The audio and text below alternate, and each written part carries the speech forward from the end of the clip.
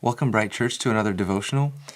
Today, let's read from Matthew chapter 9, verse 9 through 13.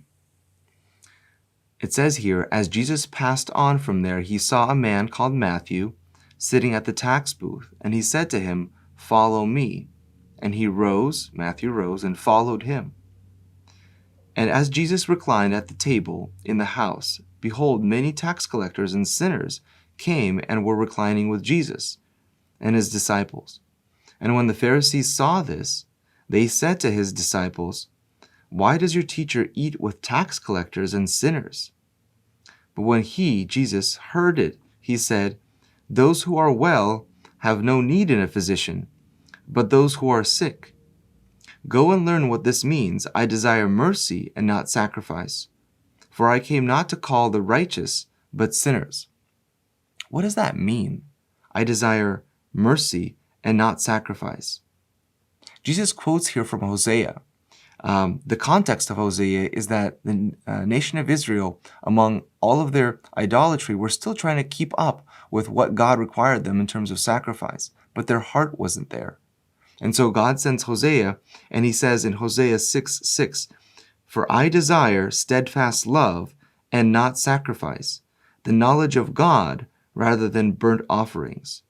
So what does this mean? I desire mercy, not sacrifice. Or you can actually more correctly rephrase this: mercy I desire. The accent is on that word. Mercy I desire, not sacrifice. So we have this situation when Jesus is with Mathew and with the tax collectors and other sinners, as we just read.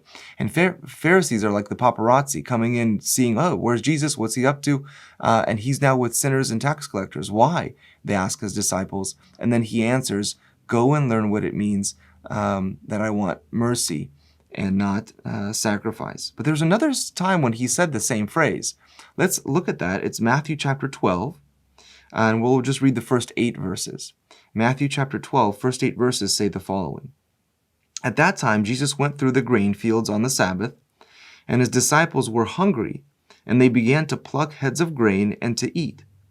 But when the Pharisees saw it, they said to him, 'Look, your disciples are doing what is not lawful to do on the Sabbath.'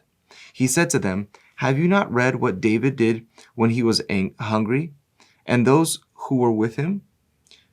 How he entered the house of God and ate the bread of the presence, which it was not lawful for him to eat, nor for those who were with him, but only for the priests? Or have you not read in the law how on the Sabbath the priests in the temple profane the Sabbath and are guiltless? I tell you, something greater than the temple is here.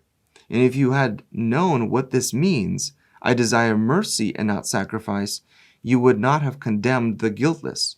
For the Son of Man is Lord of the Sabbath." Here's another place where Jesus says, I desire mercy, not sacrifice. So in the first passage, he is the protector of the guilty, right? Sinners and tax collectors, those are considered outcasts of society.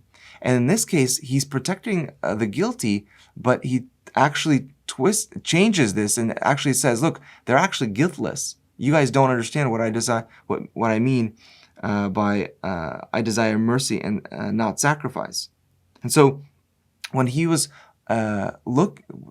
trying to teach the Pharisees something, they were not understanding that God desired a relationship more than a ritual, just like in the times of Hosea. And that's exactly what they missed. They wanted to continue doing the rituals and thinking that they have a right relationship with God because of the upkeep of the rituals. And Jesus says, no, because of the mercy that I would give, that's a relationship that I have, relationship with people as well. The Pharisees during their time were the religious leaders. They were like the religious police, if you will. And they were supposed to correct their nation. They were supposed to instruct their nation. And all they were doing was actually distancing themselves more and more, trying to, of course, tell people what to do, how to live correctly. But they had no mercy in their hearts, no desire for a relationship.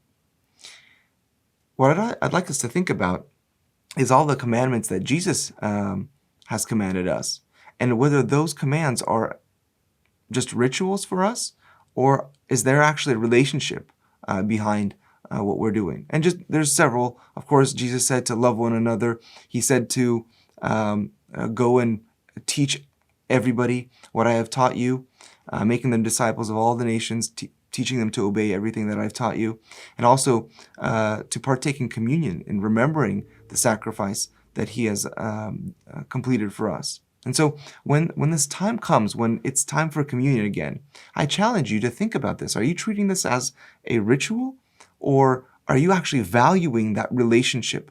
And in Corinthians, Paul says, think about the body. And there's a double meaning here. Think about the body of Christ. He suffered the eternal punishment that we were supposed to suffer. And think about the body, the church, that make sure you are at peace with everybody, that you can show mercy and ask for forgiveness and give forgiveness to those that you have maybe had some kind of conflict with. So treat that as not a ritual, but literally as a relationship. And the same thing goes with just making disciples of all the people and teaching them to obey what Jesus has said. A lot of us treat maybe that gospel sharing as a ritual where, look, as long as I can explain the gospel clearly and as long as I can just share it with the person, I'm good. That's good. But that's not what Jesus said. Jesus commanded us to literally have a relationship with the people that we meet because it's a discipling process. It says, don't just share the gospel and that's it. It says, teach them to obey what I commanded you. And that's harder, of course. That takes more time. And so I do challenge you to think about how you're treating Jesus' commands, whether they are rituals or whether there's a relationship there, a relationship with people and a relationship with God. And I hope that in you looking and analyzing that relationship, analyzing how you look at those commands, that you are indeed blessed and you're closer to Jesus and you're closer to those people around you and filling those needs that really need to be filled today in our discontent society. I hope you're blessed.